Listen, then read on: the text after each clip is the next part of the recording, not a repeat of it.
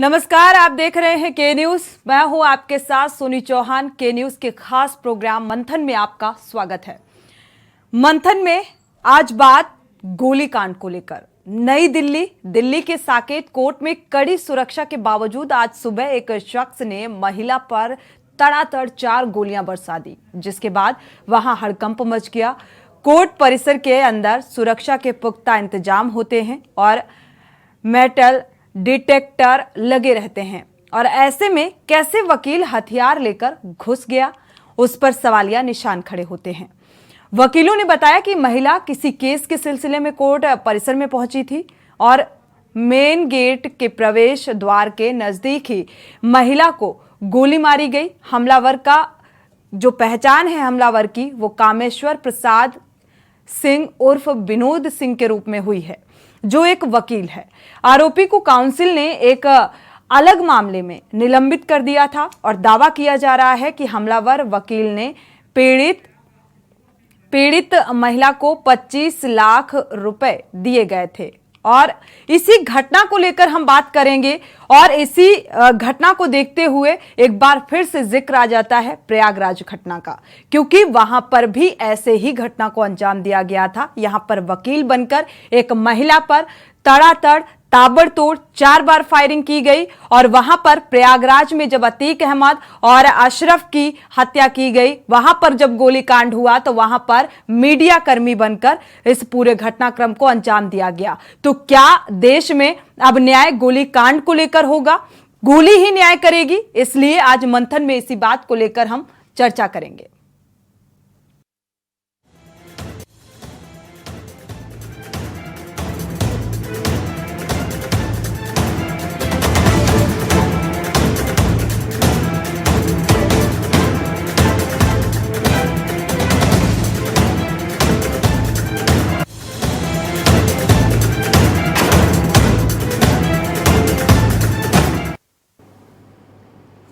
तो दिल्ली के साकेत कोर्ट में कड़ी सुरक्षा के बावजूद आज सुबह एक शख्स ने महिला पर ताबड़तोड़ 4 गोलियां बरसा दी, जिसके बाद वहां पर हड़कंप मच गया, अफरा तफरी मच गई। कोर्ट परिसर के अंदर सुरक्षा के पुख्ता इंतजाम होते हैं और मेटल डिटेक्टर लगा रहता है।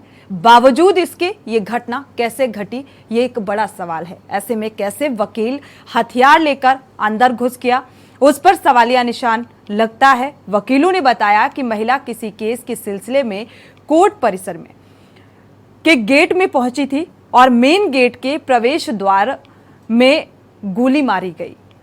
वकील बनकर जो अपराधी आया, उसने उस महिला को दौड़ाकर और एक के बाद एक 4 राउंड फायरिंग की। हमलावर की पहचान भी हुई है, कामेश्वर प्रसाद सिंह उर्फ विनोद सिंह के रूप में पहचान की गई है, जो कि एक वकील है।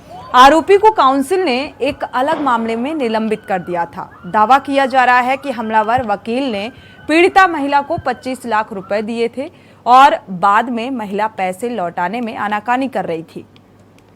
अगर महिला आनाकानी कर रही थी तो क्या वो 25,000 ऐसे वसूल किए जाएंगे? लेने की इस तरीके से अपराधी प्रवृत्ति का इस तरीके से परिचय देते हुए ये पैसे वसूलने का क्या जायज तरीका है? आरोपी वकील द्वारा महिला को 4 गोलियां मारी गई, जो उसके पेट में और अन्य हिस्सों में लगी। मौके पर मौजूद दिल्ली पुलिस के एक एसएचओ महिला को जीप में लेकर उसे अस्पताल पहुंचाया गया। उसकी हालत बेहद गंभीर बताई जा रही है। कहा जा रहा है कि महिला और इस शख्स के बीच पैसे को लेकर पुराना विवाद था। साकेत कोर्ट फायरिंग में घायल महिला एम राधा बसंत कुंज एनक्लेव में रहती हैं और बीते साल नवंबर-दिसंबर महीने में वो जेल में भी बंद हो चुकी हैं और यहाँ लगभग बीते 2 साल से रहती हैं। खबर के मुताबिक अगर बात की जाए तो एम राधा अपने पति और एक बेटी के साथ यहाँ पर रहती हैं। घायल महिला के घर केयरटेकर ने बताया कि महिला अपने पति के साथ सुबह ही जा चुकी है, क्योंकि महिला के खिलाफ साकेत कोर्ट में चीटिंग का मामला चल रहा है, यानी कि धोखाधड़ी का, और इसी की सुनवाई के लिए महिला साकेत कोर्ट में गई हुई थी। दिल्ली पुलिस ने घटना पर बयान जारी करते हुए कहा है कि साकेत कोर्ट में सुबह 10:30 बजे फायरिंग की घटना की सूचना मिली। घायल एम राधा नाम की महिला, उम्र 40 बताई जा रही है, 40 से अधिक बताई जा रही है। महिला के पेट में और 2 हाथ में गोली लगती है, जिसके चलते उसे मैक्स के साकेत अस्पताल में भर्ती कराया जाता है। आरोपी की पहचान हो गई है। आरोप है कि पीड़िता और अधिवक्ता राजेंद्र झा के खिलाफ साकेत कोर्ट में 420 का मुकदमा दर्ज था, जिसकी आज सुनवाई होनी थी। प्रत्यक्षदर्शी की माने उसके अनुसार कुल 4 से 5 राउंड फायरिंग की गई। आरोपी कैंटीन के एक बैक एंट्री गेट के रास्ते फरार हो गया। तो सवाल यही है कि क्या अब न्याय इस तरीके से किया जाएगा कि किसी को भी, न्याय का बस एक ही तरीका है कि किसी को भी गोली से उड़ा दो। तो अब प्रदेश में क्या स्थिति बनती जा रही है, सूबे में क्या माहौल क्रिएट किया जा रहा है, और ये किस तरीके का एक तरीका आया है निकलकर कि अपराधी अब खुलेआम बेखौफ होकर, उन्हें पता है, उनके जहन में ये बात अच्छे से उनको समझ में आ गई है कि हम तुरंत न्याय कर सकते हैं, हम तुरंत किसी को भी गोली से ठोक सकते हैं, हम गोली के दम पर राज कर सकते हैं। और क्या इसीलिए पहले प्रयागराज की जो घटना सामने आई, प्रयागराज की घटना में अतीक अशरफ को पुलिस कस्टडी के बीच में धड़ाधड़ गोलियों से 18 से 19 राउंड फायरिंग कर दी जाती है। 3 शूटर्स आते हैं वहां पर, मीडिया कर्मी बनकर आते हैं। तो यहां पर कई बिंदु निकलकर सामने आ रहे हैं। एक तो मीडिया की छवि को धूमिल करने की कोशिश, धूमिल करने का प्रयास, क्योंकि मीडिया कहीं भी प्रतिबंधित नहीं होता, मीडिया कर्मी हर जगह जा सकता है आसानी से। चौथा स्तंभ है लोकतंत्र का, तो उसका इस तरीके से यूटिलाइज। और दूसरी तस्वीर आज जो साकेत कोर्ट के बाहर की घटना सामने आई, वहां पर एक महिला को खुलेआम वकील के भेष में आता है और धड़ाधड़ गोलियां चलाने लगता है। तो इससे क्या माना जाए कि अब न्याय न्यायालय में नहीं मिलेगा, कोर्ट से नहीं मिलेगा, अब सीधे न्याय है, गोली की नोक पर न्याय रखा हुआ है। तो क्या इस तरीके से अब मामले सुलझाए जाएंगे, और इसी तरीके को लेकर आज हम मंथन में चर्चा करेंगे।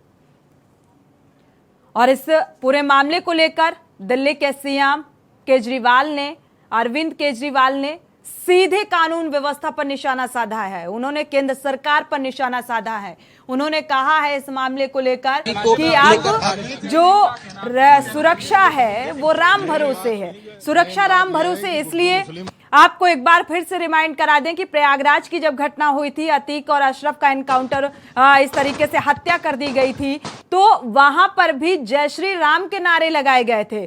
तो सवाल ये भी बेहद अहम है कि क्या राम का नाम इस तरीके के मामलों में, इस तरीके के घटनाक्रम को अंजाम देने में राम के नाम का जिक्र किया जाएगा? क्योंकि रामराज, क्योंकि राम का अगर नाम आता है तो रामराज का जिक्र होना चाहिए, रामराज की याद दिलाता है।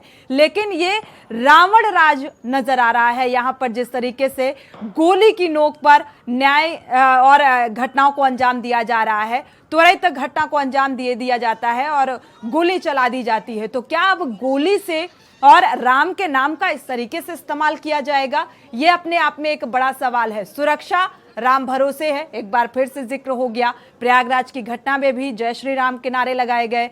तो राम राज की कैसी ये छवि, कैसी ये परिकल्पना हम आज देख पा रहे हैं, क्योंकि रावण राज में राम का जिक्र होता नजर आ रहा है। जो ये परिदृश्य हमारे सामने है, आज साकेत कोर्ट की घटना का जिक्र कर लें तो इसको लेकर भी सीएम, जो दिल्ली के सीएम है, उन्होंने कह दिया कि अब जो सुरक्षा है वो राम भरोसे है। मेन बात यह है कि गुड्डू मुस्लिम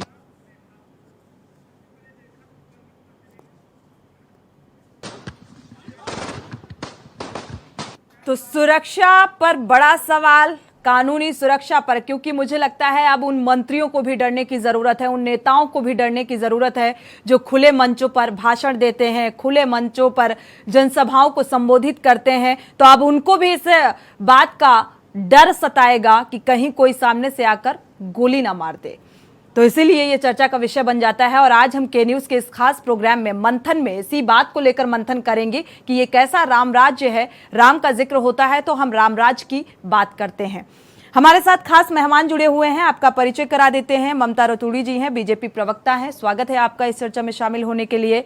दीपक रंजन जी हैं, सपा प्रवक्ता हैं, आपका भी स्वागत है इस चर्चा में शामिल होने के लिए। उत्कर्ष सिन्हा जी हैं, सीनियर एग्जीक्यूटिव एडिटर हैं, आपका भी स्वागत है इस चर्चा में शामिल होने के लिए। रेखा दुग्गल जी हैं, संवाददाता रेखा दुग्गल हमारे साथ दिल्ली से जुड़ेंगी।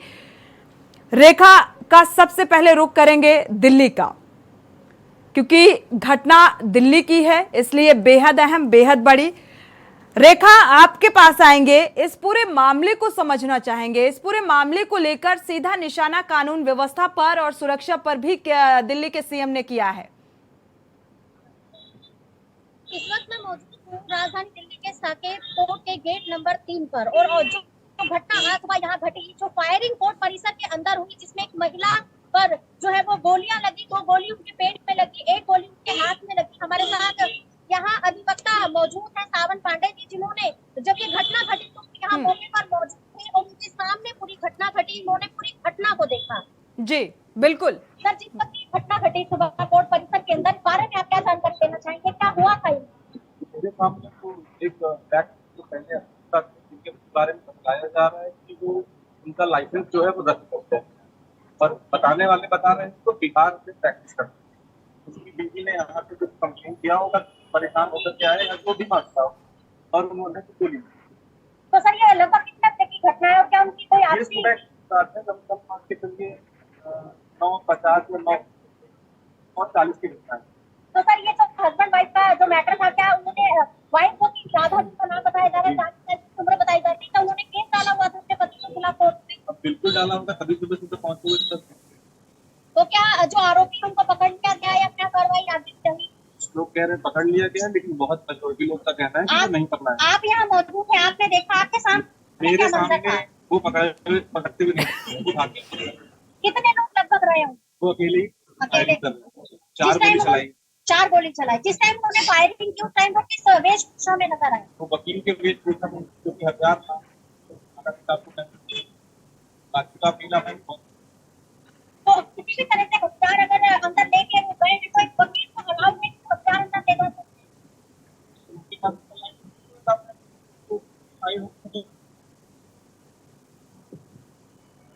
एक बार फिर से रुक करेंगे आपका रेखा, क्योंकि आपकी आवाज ठीक से नहीं पहुंच पा रही है। दोबारा से रुक करेंगे आपका।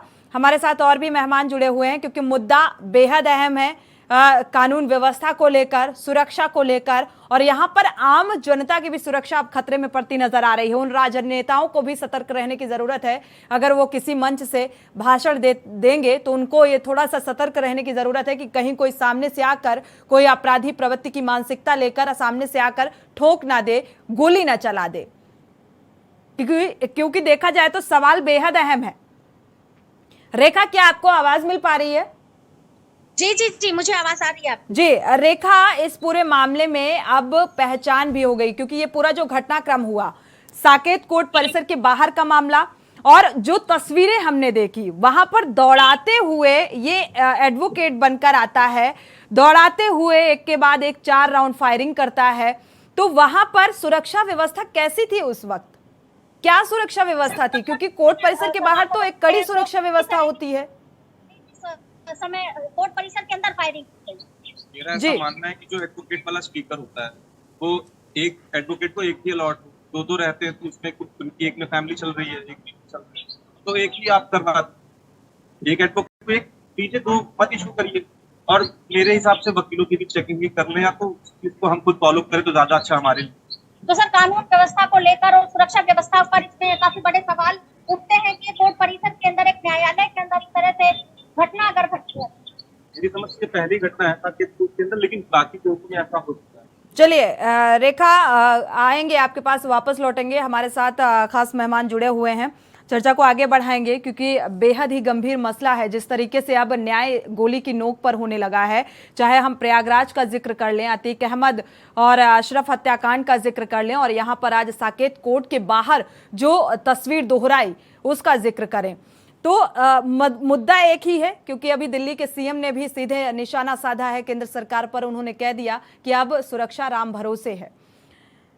आपसे शुरुआत कर लेते हैं ममता रतूड़ी जी, ये कैसी कानूनी व्यवस्था है? कानून व्यवस्था का जिक्र करें या सुरक्षा की बात करें, तो क्या सुरक्षा अब गोली की नोक पर होगी, गोली के दम पर होगी? सभी को नमस्कार। देखिए, जैसे अभी रेखा जी ने बताया, अभी हमें घटनास्थल के और वहाँ के अधिवक्ता से भी हमारी बात कराई, हमें पूरी जानकारी दी। तो ये पहले तो मैं आपको ये बता दूं कि जो आपने सुरक्षा व्यवस्था का जो सवाल पूछा, ये दोनों बिल्कुल अलग अलग घटनाएं। मैं यहाँ पे आपको बड़ा ध्यान से सुन रही थी कि अतीक की जो हत्याकांड है और ये जो है, ये दोनों बिल्कुल अलग अलग है। वो जो है डिस्क्राइब पूरा कर आपराधिक दीजिएगा। प्रवृत्ति में लिप्त था और उसके साथ बहुत सारे राजनीतिक व्यक्ति भी जुड़े हुए थे और बहुत सारे, अगर वो अपना मुंह खोलता तो जाने कितने राजनीतिक व्यक्तियों के नाम आते जो उसके साथ अपराध में संलग्न थे। तो उसकी हत्या किन कारणों से क्या हुई है वो सब जांच चल रही है। और ये जो है ये घरेलू मामला टाइप से है, एक मतलब मानसिक बीमारी भी वो ठीक है, कह सकते हैं इसको। ठीक है कि वो ममता जी, व्यक्ति आपकी जो बात से हम इत्तेफाक रखते हैं, लेकिन मामला कितना भी दूसरा हो, ये मामला दूसरा है, ये घरेलू है। इस महिला के ऊपर 420 का मुकदमा था, ये इस मुकदमे की सुनवाई के लिए कोर्ट परिसर में गई। लेकिन यहाँ पर एक चीज कॉमन है, वो ये कि यहाँ पर भी गोली इस तरीके से वकील बनकर आया और उसने गोली चला दी साकेत कोर्ट के बाहर। वहां पर भी यही चीज थी कॉमन कि मीडिया कर्मी बनकर ये शूटर्स आते हैं और अतीक अहमद को उड़ा देते हैं, गोली मार देते हैं, हत्या कर देते हैं। ये चीज कॉमन है, ये क्यों? देखिए, जब कोई आपराधिक अपराध करता है तो वो ये देखता है कि मैं कितनी आसानी से, मतलब क्या सुविधा रहेगी। तो वकील के ड्रेस में जो वो आया तो उसने कहीं ना कहीं ये सोचा होगा कि मेरी इजीली जो है बड़ी आसानी से एंट्री हो जाएगी, मेरे पे कोई छानबीन नहीं होगी, कुछ नहीं होगी, क्योंकि वहां पे वकीलों का आना जाना लगा रहता है। कोर्ट ऐसी जगह है जहाँ पर वकील और पुलिस का आना जाना लगा रहता है। हो सकता है वो पुलिस कर्मी की ड्रेस में भी आ सकता था। और दूसरी बात ये कि जो उसने उसको मारा है, मतलब आप अंदेशा जता रही हैं कि अगला वाकया भी होगा और हो सकता है पुलिसकर्मी के वेशभूषा में हो जाए। ममता जी, प्रश्न ये ज्यादा महत्वपूर्ण हो गया है कि पुलिस की कस्टडी में हत्या हो रही है, कोर्ट के भीतर हत्या हो रही है, और इसको इत्तफाक आप भले कह लीजिए, लेकिन ये दोनों घटनाएं ऐसी जगहों पे हो रही हैं जहां कानून व्यवस्था की जिम्मेदारी आपकी पार्टी की है, सरकार। और सबसे बड़ी चीज कि भारतीय जनता पार्टी के कोई बड़े से बड़ा नेता हो या स्थानीय नेता हो, एक ही बात कहता है कि कानून व्यवस्था के साथ खिलवाड़ नहीं होगा, कानून व्यवस्था बहुत सुरक्षित रहेगी, आम आदमी बहुत सुरक्षित है। चाहे प्रधानमंत्री जी बोल रहे हो, हमारे मुख्यमंत्री बोल रहे हो, उत्तराखंड के मुख्यमंत्री बोल रहे हो, केंद्र की सुरक्षा होती है, केंद्र की सुरक्षा होती है दिल्ली में। और अगर ऐसी जगहों पे उत्तर प्रदेश में, दिल्ली में, पुलिस कस्टडी में, जुडिशियल कस्टडी में, कोर्ट के भीतर अपराध हो रहा है, गोलियां चल रही हैं, तो सवाल तो इस वक्त आपकी पार्टी की नीति, उसकी सरकार के ऊपर ही खड़ा होगा। बिल्कुल। देखिए, हम इसके पक्ष में नहीं है कि जो हुआ है वो बहुत अच्छा हुआ है। ये तो पूरा तरह से आपराधिक मामला, उसको दोषी को सजा भी मिलनी चाहिए। उसने कानून अपने हाथ में लेने का जो गुनाह किया है, ये सरासर अन्याय है, बहुत गलत है। हम कोई इसकी आप तो इसका कोई सराहना नहीं कर रहे, आप इसको गलत वे मत ले जाइए। जहां तक बात आपके अतीक से जोड़ने की इसकी बात थी, तो उसमें मैं आपको बोल रही थी कि वो बिल्कुल अलग अलग ये मामले, ये एक मानसिकता से जुड़ा हुआ मामला है, तो जो छोटी मानसिकता का, उसका बस एक मोटिव था कि मैं इस महिला को खत्म कर दूं, उसकी आपसी दुश्मनी का था ये। इसमें ऐसा नहीं इसमें कोई राजनीतिक नहीं, ममता जी आपकी बात बिल्कुल सही है। आप बिल्कुल आप अपराध की मनोविज्ञान की, मनोदशा की बात कर रही हैं, लेकिन ऐसी मनोदशा के लोग तो समाज में बहुतेरे घूम रहे हैं। बिल्कुल, और समाज के लिए घातक भी हम व्यवस्था से यही उम्मीद करता है आम आदमी कि उसको कम से कम सुरक्षा मिले। अब सुरक्षा के दावे हो रहे हों, मैं ये नहीं कहता कि ये आदमी जो है वो पेशेवर क्रिमिनल था, दूसरा वाला पेशेवर क्रिमिनल था, ये ठीक है, छोड़ दीजिए। सवाल ये है कि सुरक्षा घेरे के भीतर अगर इस तरह की घटनाएं हो रही हैं, तो इसको कानून का राज हम कैसे माने? बस हम ये एश्योरेंस चाहते हैं, क्योंकि इस मसले के ऊपर भी देखिए, अपराधी को सजा तो मिलती ही है, अपराधी को सजा तो कोर्ट देती ही है, वो एक प्रक्रिया है, हमारा विश्वास है उसके ऊपर। नहीं, ममता से मैं पूछना चाहता हूँ, आते हैं आपके पास आते हैं। घटना घट जाए तो सुरक्षा व्यवस्था तो तब होती है ना, घटना घटने के बाद तो कोर्ट है, ट्रायल होगा, उसके मुकदमे चलेंगे, वो किस मानसिकता में था उसके वकील आर्ग्यू करेंगे। लेकिन जो शासन नाम की व्यवस्था है, उसके ऊपर तो घटना के समय ही सवाल उठता है। बिल्कुल, तो जवाबदेही ममता देखिए जी समाज बनती में है। ये पहली बार कोई ऐसी घटना नहीं हुई है, ऐसी घटनाएं आए दिन होती ही रहती है कहीं ना कहीं। तब ऐसा तो नहीं और है जवाबदेही देश के ममता जी, तब तो देश और में- जवाबदेही बन जाती अरे है कि मैम, एक घटना से सबक सीखना प्रयागराज में चाहिए। जो हुआ है, इससे दीपक पहले जी कभी आते हैं आपके पास। देखिए प्रयागराज में जो हुआ इससे पहले कभी नहीं देखा, और लेकिन इस तरह का भी कभी नहीं देखा कि इतना बड़ा माफिया जो था वो इतने खुलेआम घूमता था। घर वो एक विधायक की उसने हत्या करी, उसके बावजूद उसके राजनीतिक संबंध और उसको उसको सुरक्षा मिलती थी, पुलिस की सुरक्षा मिलती थी, कानून उसको सुरक्षा देता था। ये भी हमने पहली बार ही देखा कि अतीक जैसे लोगों का क्या अंजाम होना चाहिए। इससे जो है आगे भी सबक मिलेगा लोगों को चलिए कि वो दीपक पावर जी का गलत रुख कर इस्तेमाल लेते नहीं हैं। करेंगे। दीपक जी का रुख कर लेते हैं। दीपक जी, क्या कानून का राज है क्या? देखिए, मैं अपनी काबिल बहन ममता इससे जो भारतीय जनता पार्टी की प्रवक्ता है, मैं उनसे पूछना चाहता हूं कि अभी ये कह रही थी कि अपराधी जो है वो पुलिस के बेस में आ सकता है, वो वकील के बेस में आ सकता है, वो मीडिया कर्मी के बेस में आ सकता है, तो क्या आप अपराधियों को आप प्रोत्साहित कर रही हैं क्या? आप बताना चाहती हैं क्या कि तुम पुलिस के बेस में क्यों नहीं आए?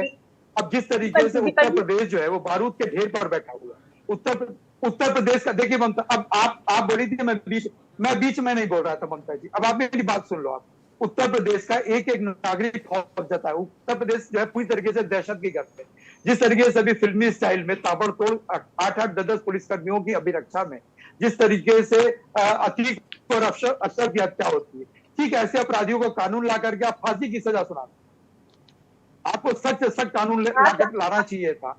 जब उत्तर प्रदेश जो है पूरी तरीके से असुरक्षित है और उत्तर प्रदेश के एक एक नागरिक जो है वो अपने जान माल की दुहाई कर रहा है, और यहाँ पर और उत्तर प्रदेश की सरकार कह रही है, उत्तर प्रदेश की जी हेलो दीपक जी अपनी बात पूरी करिए। हाँ, दीपक जी जब आप बताइए उत्तर प्रदेश में जब सरेआम विधायक की हत्या कर दी गई, सरेआम घरों में घुस के मारा गया, और यहाँ तक कि पुलिस कस्टडी में ला करके भी मार पिटाई करी गई। उसका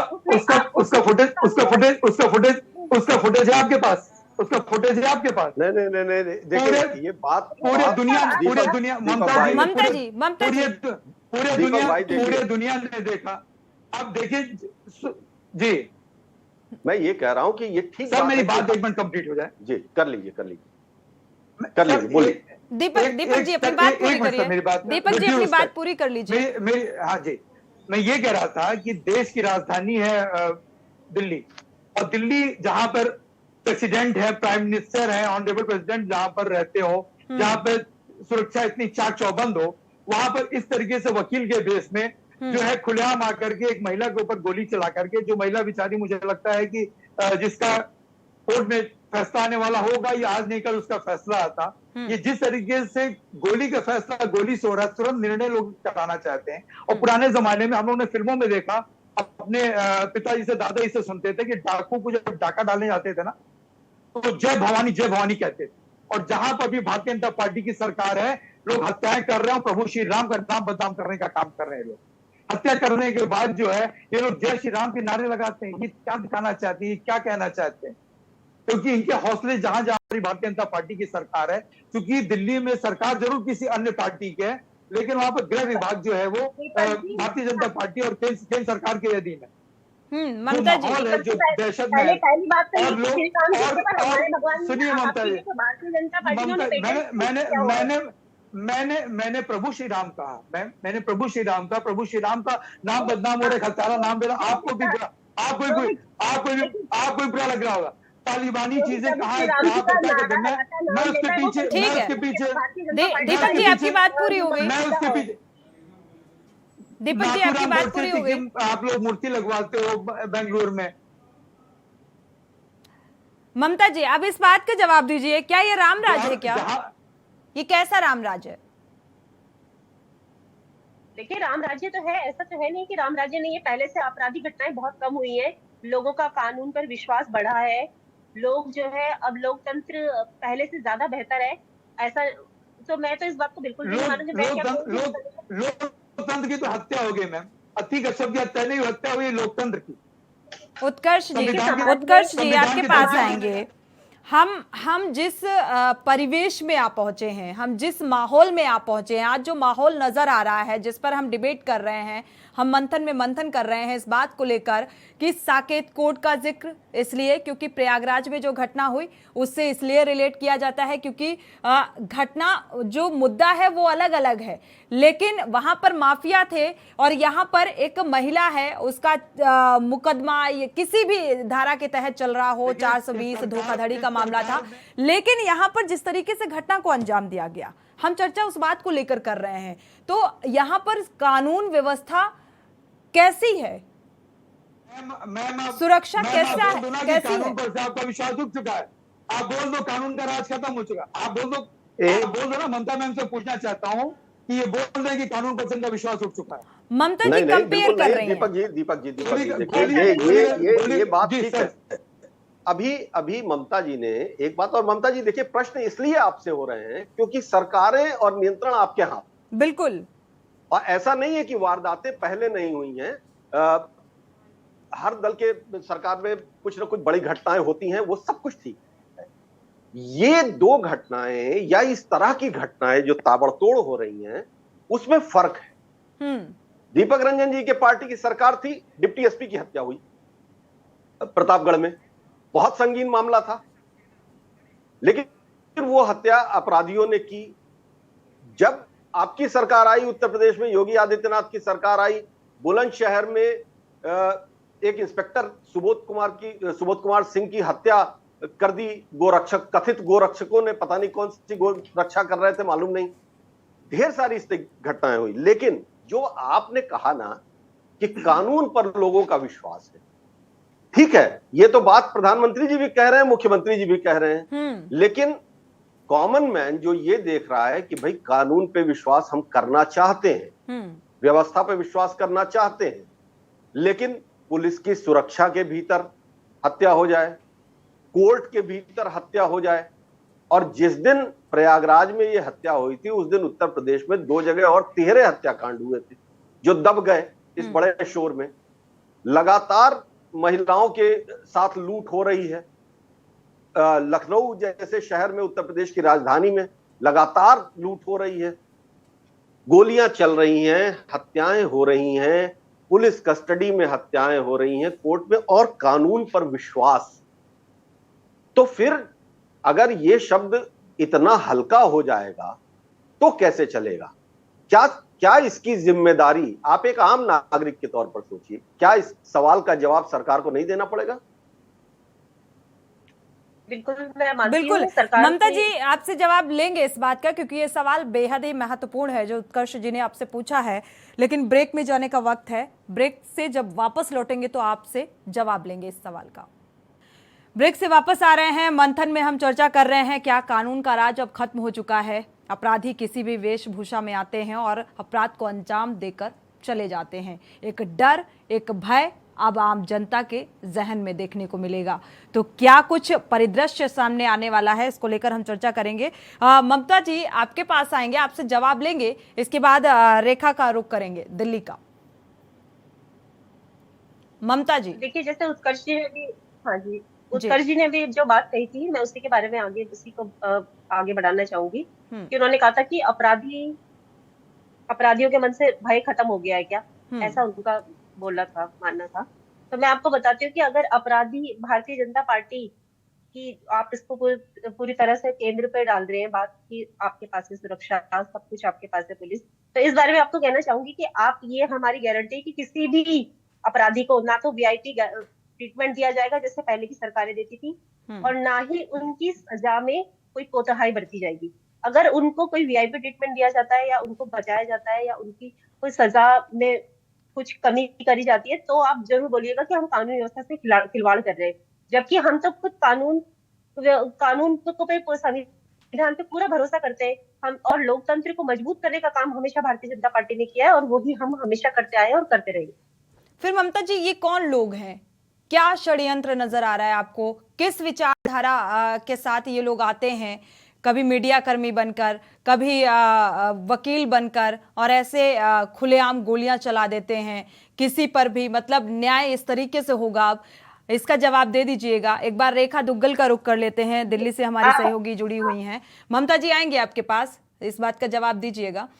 रेखा आपका रुख करेंगे।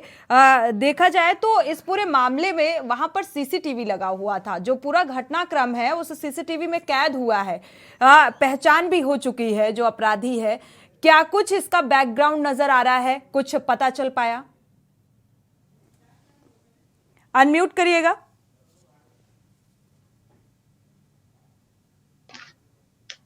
बताया जा रहा है जो अपराधी हैं वो पहले इस कोर्ट परिसर में ही अधिवक्ता रहे हैं और उन पर जब उनकी बीवी जो राधा हैं जिन पर की जानलेवा हमला किया गया, जब उन्होंने उन पर केस दर्ज कराया क्योंकि उनके आपसी जो संबंध थे वो खराब चल रहे थे, जिसको लेकर उन्होंने अपने जो पति हैं उनके खिलाफ जब केस दर्ज कराया तो उनको कोर्ट परिसर से जो है वो उनकी ड्यूटी से बर्खास्त कर दिया गया था, जिस चीज को लेकर वो काफी मानसिक तौर पर परेशान थे और हर हाल में अपनी पत्नी से बदला लेने की वजह से वो वकील की ही वेशभूषा में कोर्ट के अंदर दाखिल हुए हथियार के साथ और उन्होंने उसी हथियार से राधा पर गोलियां चला दी। ममता जी आपके पास आएंगे, आते हैं दीपक जी, माफी चाहेंगे, आपके पास आना था। ममता जी से जरा जवाब ले लेते हैं, इसके बाद आपका रुख कर लेंगे।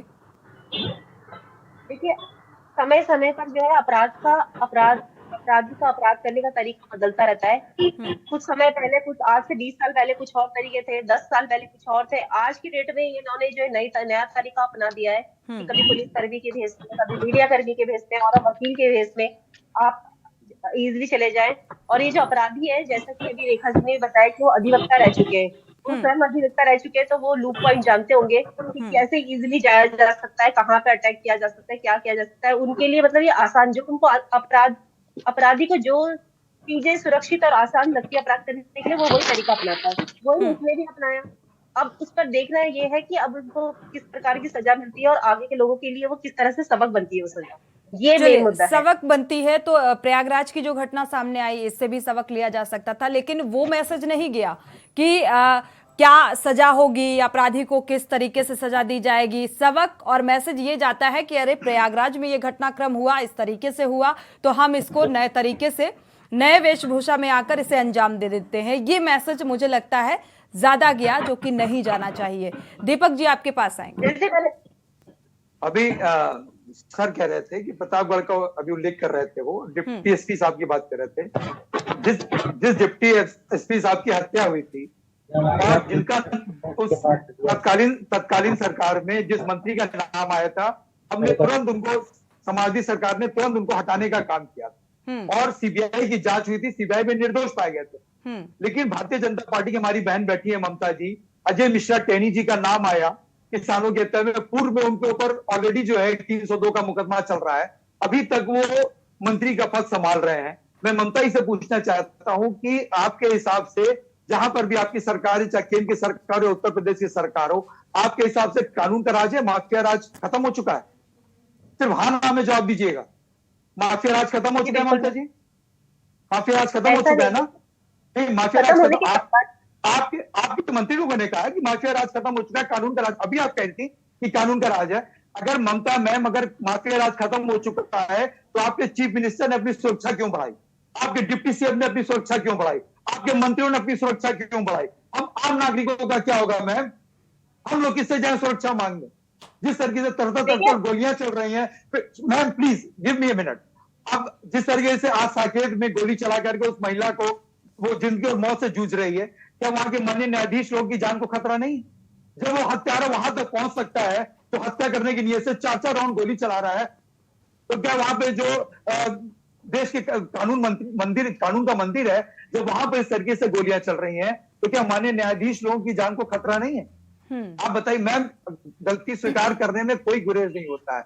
आप इस चीज को अगर स्वीकार कर ले कि हाँ, लॉ एंड ऑर्डर, आपकी इंटेलिजेंस, आपका सूचना तंत्र कहीं ना कहीं फेल्योर है, हर चौराहे, हर गली, चाहे वो डॉक्टर के बेस में हो, मीडिया के बेस में हो, पुलिस के बेस में हो, जिस तरीके से वहां पर देखिए, प्रयागराज का मैं उल्लेख नहीं करना चाहता क्योंकि पिछले कई दिनों से अतीक और अशरफ चल रहे हैं। इस अतीक और अशरफ की वजह से आप लोगों को उत्तर प्रदेश में, क्योंकि नगर निगम का चुनाव चल रहा है, आप लोगों के हाथ से जमीन खिसकती, पैर से नीचे से जमीन खिसकती नजर आ रही।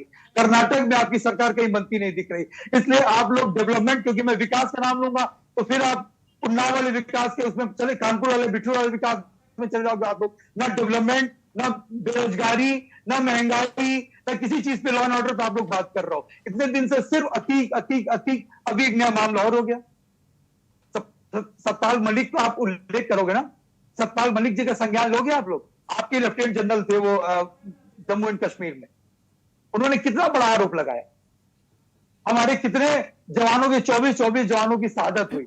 मैं सलाम करता हूं उन जवानों को। कितनी बड़ी चूक हुई, क्या किसी ने गलती मानी? जिस टाइम इतना बड़ा पुलवामा कांड हो रहा था, उस टाइम आपके देश के प्रधानमंत्री जी जो है, उससे बात के नहीं, हमारे सबके देश के प्रधानमंत्री हैं, वो वहां पर शूटिंग कर रहे थे।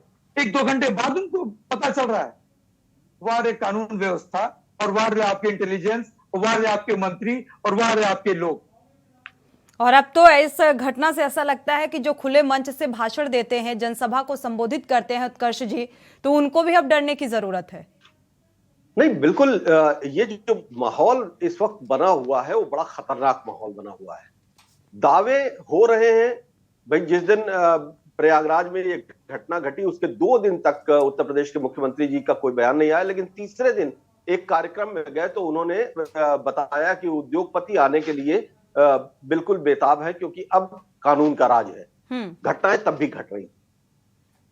देश के प्रधानमंत्री लगातार बता रहे हैं कि विकास कितना ज्यादा हो रहा है, लेकिन घटनाएं तब भी घट रही हैं।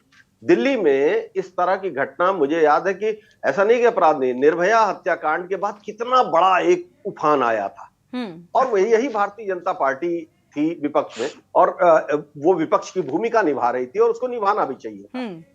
लेकिन जब सरकार में आप आते हैं तो आपको प्रेसिडेंसेस तय करने पड़ते हैं, सेट करने पड़ते हैं। कुलदीप सिंह सेंगर उत्तर प्रदेश के एक मंत्री थे, उनके ऊपर बलात्कार का आरोप लगा, जो पीड़िता थी उसके ऊपर उसको हत्या करने का षड्यंत्र रचने का आरोप लगा। 4 दिन तक उसके ऊपर फैसला नहीं हुआ। कुलदीप सिंह सेंगर यहां तक मन बढ़ा हुआ था कि वो मीडिया कर्मियों को भी धमकाना शुरू कर चुके थे, और अलग अलग तरीके से, और बीच में पब्लिक अपीयरेंस दे रहे थे।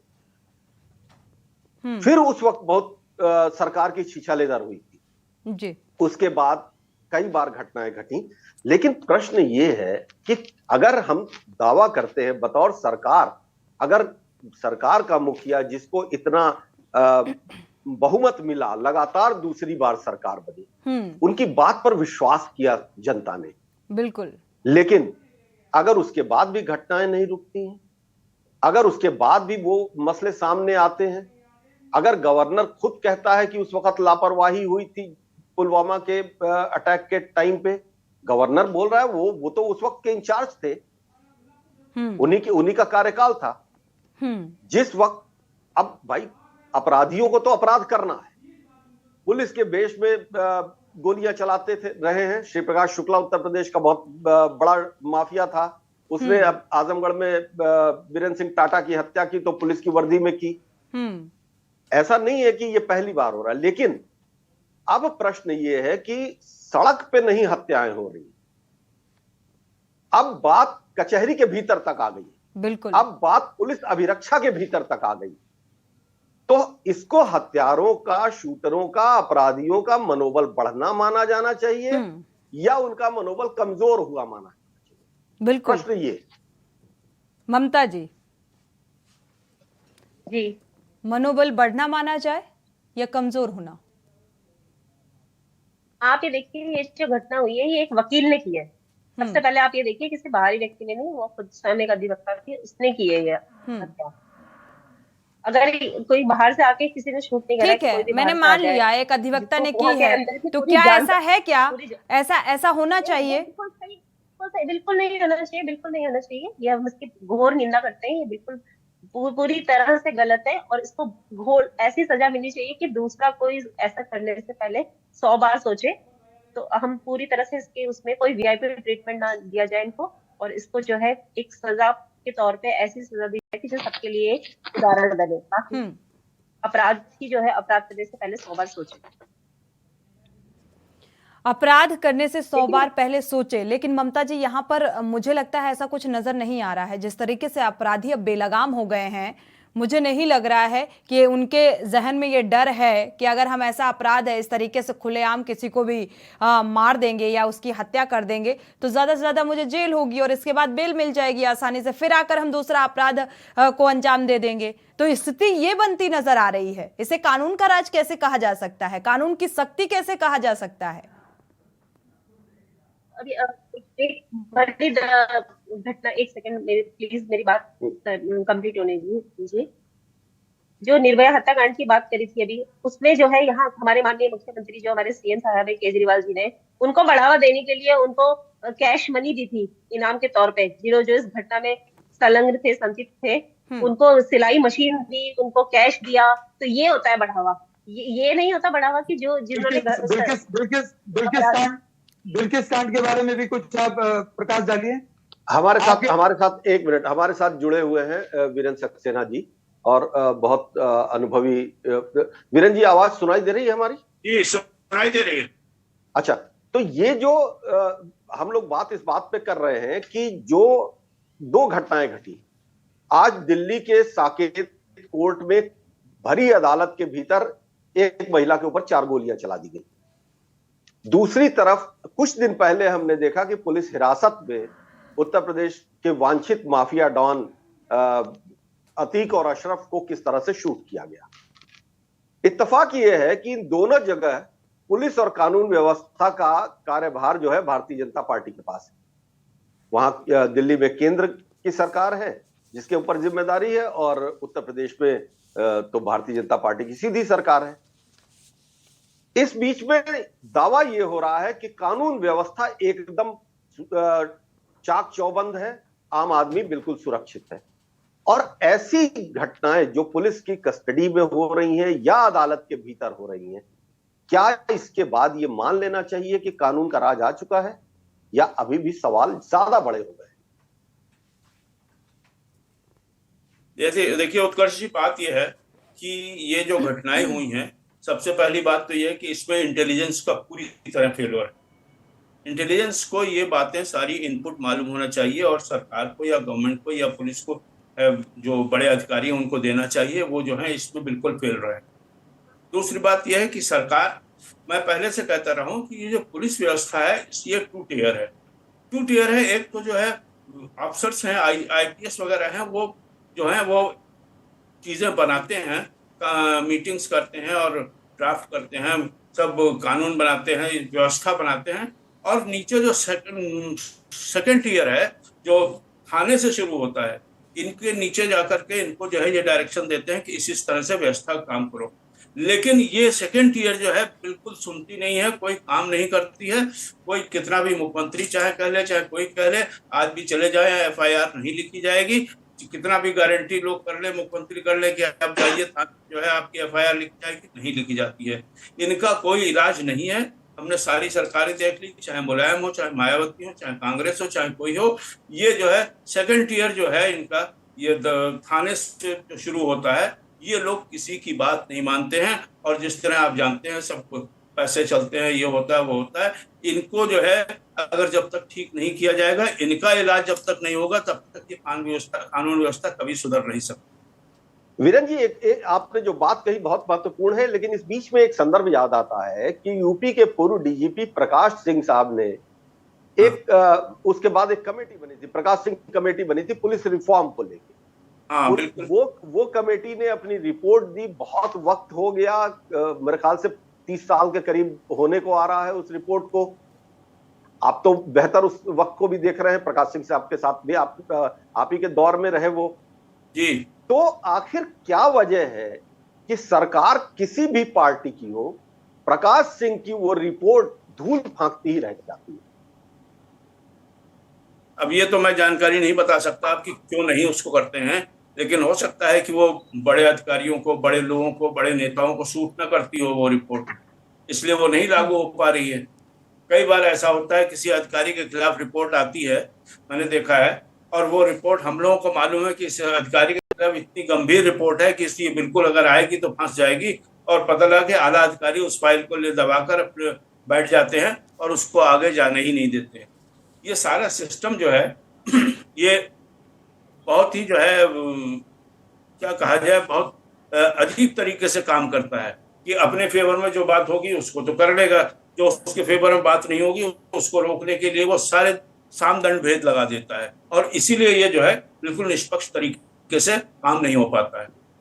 ममता जी, एक आपको और जिक्र कर दें। ममता जी, आपको विशेष संदर्भित करते हुए प्रश्न कर रहा हूं कि कुछ समय पहले उत्तर प्रदेश में आईपीएस ऑफिसरों की जंग खुली थी, और एक आईपीएस ऑफिसर ने आरोप लगाया था, बाकायदा चिट्ठी लिख के आरोप लगाया था, एविडेंस दे के आरोप लगाया था कि उसके समकक्ष या उसके कैडर के दूसरे अधिकारी तमाम गलत कामों को करने के लिए, इसमें ट्रांसफर पोस्टिंग भी शामिल थी, उसके लिए पैसे ले रहे हैं। जिस अधिकारी ने यह आरोप लगाया था, कुछ दिन बाद उनका भी एक वीडियो वायरल हो गया, सारे लोग सस्पेंड हो गए। लेकिन साल भर, 1.25 साल बीता, और उसके बाद ये जांच में सबको क्लीन चिट मिल गई और सब मुख्य धारा में अपनी नियुक्ति पा गए। तो आखिर अगर एक स्ट्रांग विल है, स्ट्रांग दस्तावेज है, स्ट्रांग एविडेंस है, तो फिर कहां चूक हो रही है? तो अब ये कहावत है ना कि अकेला चना भाड़ नहीं फोड़ सकता।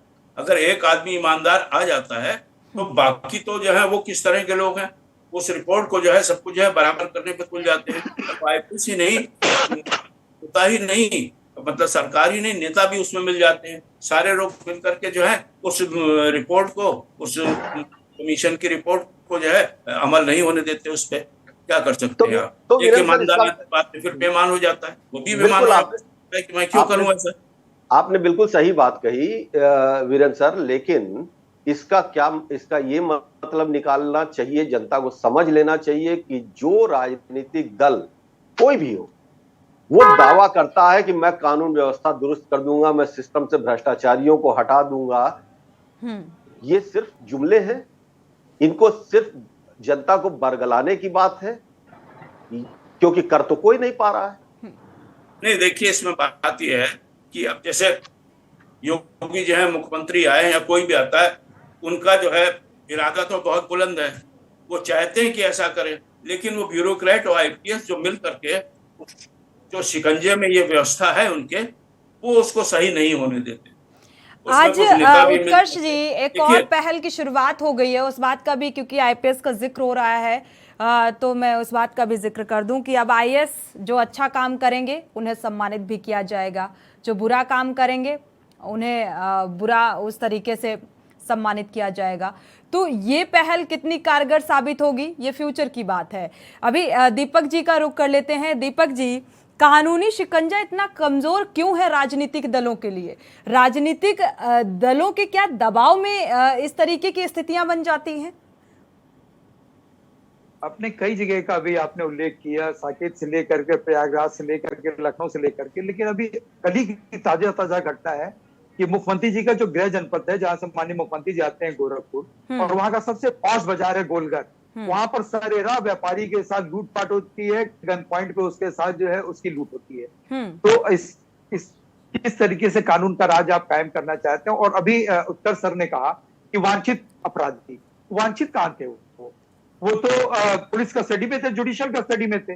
और रहा सवाल पुलिसिंग का, समाजवादी सरकार में पुलिसिंग को ही नहीं, वांछित का जिक्र इसलिए किया क्योंकि माफिया था, जाहिर सी बात है, कस्टडी में था, क्योंकि सजा थी, जेल में थे, तो वो वांछित तो रहे हैं ना। गिरफ्तारी दीपक जी की बात बिल्कुल सही है। दीपक जी, टेक्निकली आप सही हैं, आप अपनी बात को आगे बढ़ाइए, आप टेक्निकली बिल्कुल सही हैं, वो गलती मुझसे हुई। वांछित मतलब कि जिसकी बिल्कुल ठीक बात है। ठीक है। If I am wrong please. ना आप, मैं मानता हूं इसको जी, आप अपनी बात पूरी करिए।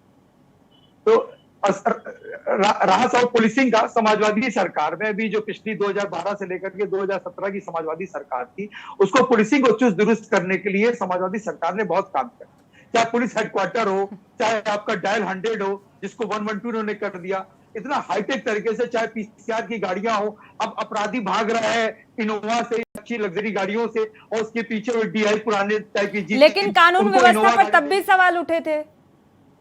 नहीं, कानून देखिए, आप हमें कोई एक ऐसी चीज दिखा दीजिए जिस तरीके से जो है स्क्रिप्टेड, अभी आपने 2 दिन पहले जो दिखाया कि जिस तरीके से अतीक और अशरफ की हत्या की गई खुलेआम, मैं तो आप लोगों को भी मैं धन्यवाद और बधाई देना चाहता हूं, किस तरीके से आप लोग जान जोखिम में डाल करके आप लोग कवरेज करते हो। आपकी जान भी कहीं जो है वो सुरक्षित नहीं है। आप इस सरकार से अपनी सुरक्षा की भी गुहार लगाइए, क्योंकि आप लोग को हर जगह जानने का अधिकार है।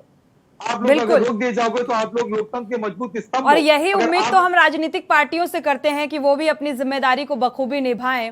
आज जो कानूनी सुरक्षा का हम जिक्र कर रहे हैं, जिसको लेकर हम चर्चा कर रहे हैं, कानून राज का जिक्र कर रहे हैं, तो वो राज नजर नहीं आ रहा है। फाइनल कमेंट वीरेन जी आपसे लेंगे क्योंकि समय कम है। जो ये पूरा एक माहौल इस वक्त बना हुआ है, इसको लेकर आप क्या कहेंगे? देखिए, जो माहौल बना हुआ है, मैं ये कहूंगा कि कानून व्यवस्था जो पहले से जैसी थी वैसी ही चली आ रही है। 19-20 का फर्क हो सकता है, क्योंकि आज की चेन भी खिंच रही है, चोरी भी हो रही है, डकैती भी हो रही है, मर्डर भी हो रहे हैं, पहले भी हो रहे थे। तो चाहे किसी भी सरकार हो, चाहे PSP हो, चाहे SP हो, चाहे BJP हो, मुझे नहीं लगता कि कानून, ठीक है बड़े बड़े अपराधियों को इन्होंने पकड़ लिया है और उनका ऊपर शिकंजा कस रहे हैं, लेकिन फिर भी उसके बाद लगातार जो है क्राइम की घटनाएं होती चली जा रही हैं। इसलिए किसी भी राज्य में मुझे नहीं लगता है कि कोई जो है कानून व्यवस्था में विशेष सुधार। बिल्कुल, किसी भी राज्य में कानून राज नहीं रहा है, इस बात से हम सभी इत्तेफाक रखते हैं। शुक्रिया आप सभी मेहमानों का इस चर्चा में शामिल होने के लिए। सवाल बड़ा है क्योंकि कानून व्यवस्था कितनी चुस्त दुरुस्त है, ये जो घटनाएं सामने आ रही हैं, ये घटनाएं ही इस बात को साफ कर देती हैं कि कितनी सुरक्षा में आज हम जीने को मजबूर हैं, किस तरीके से ये घटनाएं सामने आ रही हैं। दल बदले, राजनीतिक दल हुए, राजनीतिक परिवर्तन देखने को मिले, लेकिन कानून व्यवस्था का अगर जिक्र करें तो वो जस्त नजर आ रही है। 19-20 का फर्क, जैसा कि हमारे वरिष्ठ पत्रकार वीरेन जी ने कहा, तो 19-20 का जरूर फर्क देखने को मिला होगा, लेकिन हम ये आज भी नहीं कह सकते हैं कि हम एक बेहतर कानून व्यवस्था में रह रहे हैं, बेहतर सुरक्षा हमें प्रोवाइड कराई जा रही है। और साथ ही जैसा कि आज दिल्ली के CM ने कह दिया, कानून व्यवस्था को लेकर उन्होंने निशाना तो साधा, लेकिन उन्होंने राम भरोसे का जिक्र कर दिया, खुलकर इस बात का जिक्र नहीं किया कि ये इतनी बड़ी लापरवाही क्यों। शायद उनको भी इसी बात का डर हो कि उनको भी सामने से कोई आकर गोली ना मार दे। तो सवाल बड़ा है कि आखिर ये माहौल क्यों क्रिएट किया जा रहा है और क्यों सत्ताधारी इस पर विचार नहीं कर रहे हैं। इसी के साथ के न्यूज़ के इस खास प्रोग्राम में फिलहाल बस इतना ही। आगे खबरों के लिए आप देखते रहिए के न्यूज़ इंडिया।